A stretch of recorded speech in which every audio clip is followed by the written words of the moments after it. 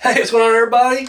Welcome back to Mid-Card Mania. I'm Daniel. Steven. And, yeah, we got a match for you guys tonight. We're heading back to WWF. It's a new year. It's 1989. 88's in the past. Moving ahead. And, yeah, we are doing the Royal Rumble. 1989? Which goes without saying if we're going into 89. Anyways, the match to determine who will be the king of WWF. King Haku, with Bobby the Brain Heenan in his corner, going up against Harley Race. Now, Steve, you have to admit, don't deny it, when I told you last week that we're going to be doing King Haku versus Harley Race. I wasn't excited about it. He was not happy about it. Now, admittedly, I wasn't too thrilled either. Here's my thing. And once again, whenever I say I don't like a wrestler, remember, I respect that wrestler. Anybody who's laced up those boots, got in that ring, they have my respect. They do something I could never do. I'm talking as a fan, watching the characters. That's a different thing. It's like saying you don't like Hans Gruber from Die Hard. Dude, Alan Rickman's a hell of an actor. Doesn't mean you have to like the villain of the movie. That's a bad example. I loved Hans Gruber, actually. He was great. Anyways, getting sidetracked. Haku. Jobber. And thing is, considered one of the toughest motherfuckers in the back. And yet, in front of the camera, nobody. In fact, to me, he did not become a legitimate threat. I heard he ripped someone's eyeball out of their head. I've heard so many stories about him fucking people up. And yet, in WWE, low to mid-card jobber. This is actually probably the height of his, at least single. I know he did go on to win the tag title of Andre Giant, but that was whatever. But to me, he did not become a credible threat until he joined WCW, and he became Ming. And even then, even though he was taken more seriously, he wasn't used right. He never rose above mid or low card, whatever. So it was just like, yeah, he's the baddest motherfucker in the ring, but they never put him in title matches or anything, so it doesn't really matter. Harley Race, kind of the same thing. Harley Race is a legend, and deservedly so, but he earned that legendary status. There was a quote he said: "If I hit a man and I walk away and he's still standing."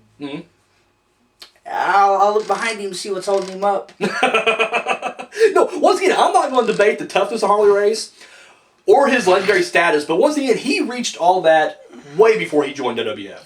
This is at the end of his career. In fact, this may actually be his last major run. I know after this, he was at WCW as a manager. So I don't know if he ever wrestled regularly again after this or not. So once again, that's what I'm saying. Haku, he's at the height of his singles run, as sad as it may seem, and you got Harley Race, who's on his way out the door. In fact, I think this actually may be his last WWF match, pay-per-view wise. So it was just kind of like, and unfortunately, Royal Rumbles, typically, especially in the older days, the pre-matches didn't really mean much. It was all about the Rumble. It was all filler to get to the Rumble. Now, I'm not saying they didn't have feuds end or start whatever on the pre-show, or not pre-show, but the undercard, but they were typically just that. They were just filler. So, I don't know. It was just, whenever we announced it last week, I was trying to fake interest. Like, oh, Steve won't be that bad. It's Haku versus, Harley Race. Both great athletes, great wrestlers, but when he was just like, this is ridiculous, in my mind, I was like, no, I agree. This is ridiculous. Like, this is going to be bad. Let's get to the actual match, though, shall we? I think it starts off pretty explosive. Of course, we say Bobby Heenan isn't Haku's corner because he really was. Even though he was kind of in a neutral corner.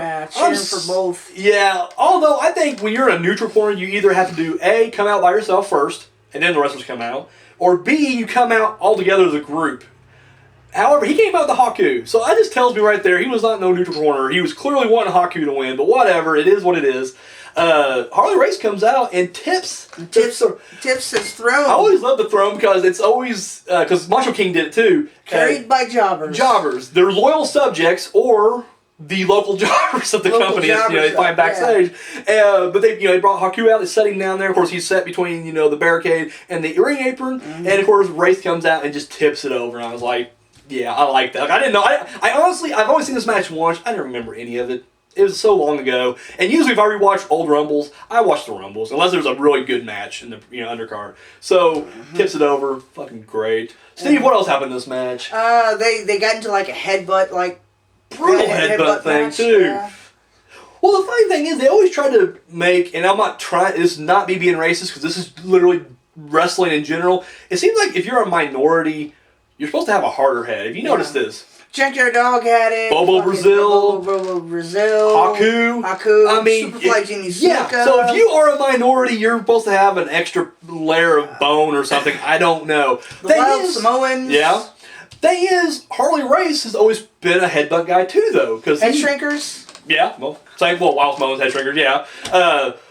But Harley Race always kind of prided himself in having a good headbutt too. I mean, he was the one that innovated the diving headbutt. He always headbutt people. So it was kind of funny, and I don't know if it was planned this way, but it's almost like Haku was going to no-sell it, because that's what he would normally do anyways, but Harley Race was like, fuck that, like, I do the headbutts around here. Like, I'm the legend.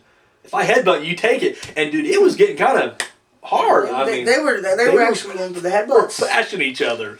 As you stated earlier, I did love Bobby Heenan in this match because...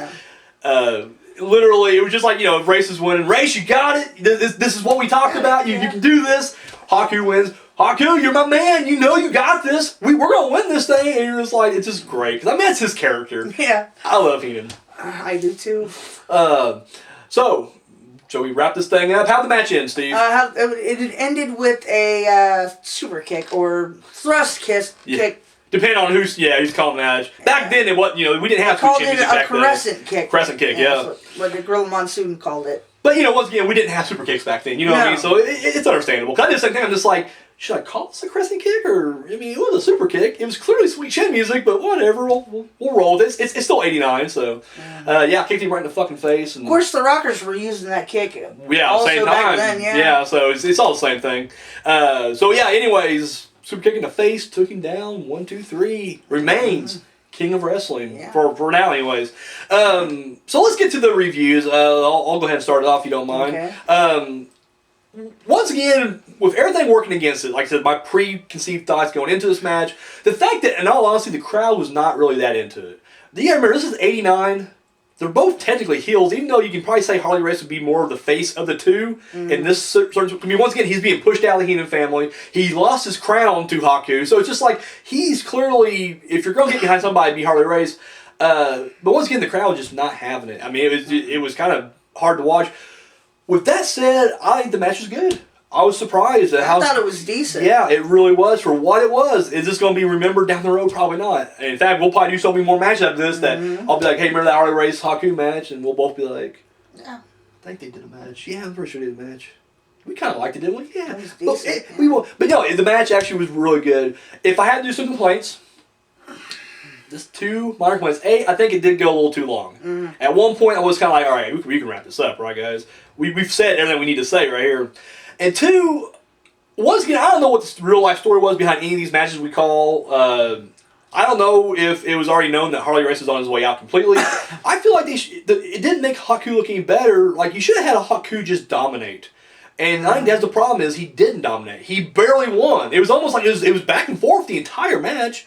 So it just was almost like Harley was like, I'm going to make you earn this one. Yeah, and once again, earn it. It did result in a good match, but a lot of early pro wrestling matches, when a guy would be told to job, be forced to job, say, okay, I'll job, but you're going to earn it. Yeah, and once again, I'm not saying that was wrong or right. I'm saying from sitting in this chair in 2016, looking back at this, I felt like Haku should have easily went over, and I'll tell you why.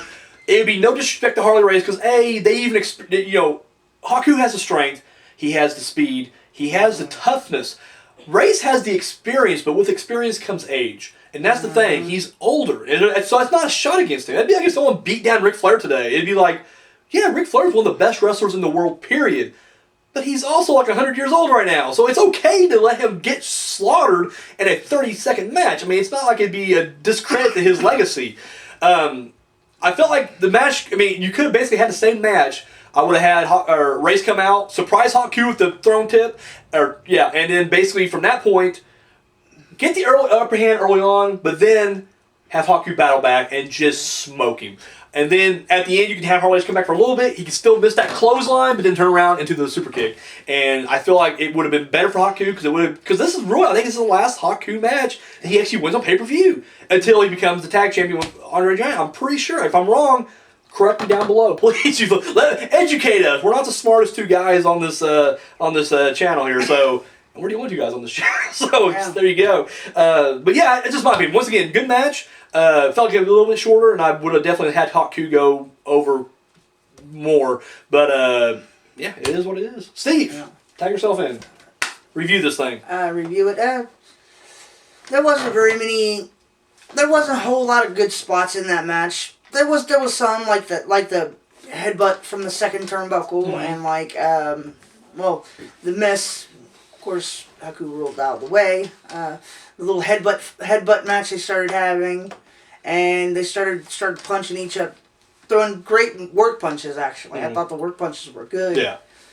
They both look solid. Race is the way that's like punch you straight on and making it look good. I mean, because normally people come from the side or on top of the head. Dude, he was like pounding in the face, and you're just like, dude, like that looks like it would probably hurt, but you know he's safe with it. So.